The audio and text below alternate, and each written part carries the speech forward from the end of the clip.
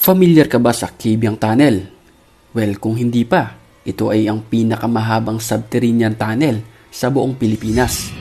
At ito ay nagdudugtong sa bayan ng Ternate, Cavite hanggang Nasugbu, Batangas. Dumadaan ito sa butas ng Mount Palaypalay o mas kilalang Mount Pico del Oro. Merong mga vloggers na hindi malilimutan ng mga karanasan nila nung dumaan sila dito. Meron pa nga ibang nabalita ito sa telebisyon. Panoorin natin dito sa video na to ang isang maikling interview ng mga reporter sa mga taong naka-experience ng kababalaghan sa lugar na ito. Pagbusina, kinagawian na ng mga motorista na dumadaan sa Kibyang Tunnel sa Ternate, Cavite na balot umano ng kababalaghan. Nagpapatrol, April, magpantay.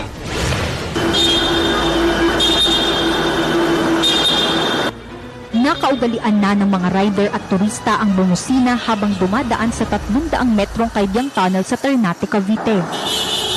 Paraan umano nila ito para magpasintabi sa umano'y mga ligaw na kaluluwa na nagpaparamdam dito. Ang Kibyang Tunnel ang tinaguri ang longest road tunnel sa Pilipinas at dinudugtong ang lalawigan ng Cavite sa Nasugbu, Batangas. Taong 2013 lang nang maitayo ang tunnel, pero balot na umano ito ng kababalaghan ayon sa ilang motorista. Sabi ni Aling Lorena na may tindahan sa dulo ng tunnel, ang mga namatay umano sa aksidente dito ay tila gumaganti sa iba.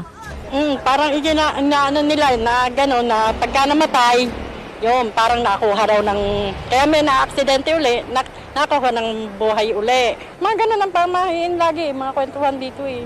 Pero makikita mo daw, nayuko yung ano, pero wala naman daw, hangin, yung kawayan daw, mga dyan sa dinadaanan nila.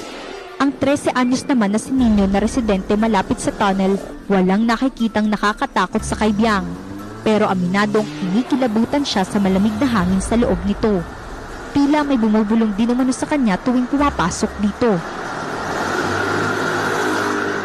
Mayroon pong mayroon nagbubulong sa akin.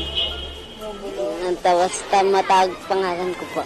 Pero meron din namang mga motorista na duda sa mga kwentong ito. Hindi ako masyadong naniniwala sa mga ganyan, pero nag-iingat din ako minsan pag dumadaan siyempre sa mga madidilim. Piling ko, meron din siguro. Pero ayoko namang ma-experience yun if ever. Bahagi na raw talaga ng kulturang Pinoy ang kwentong kababalaghan lalo na tuwing gugulitain ng araw ng mga patay.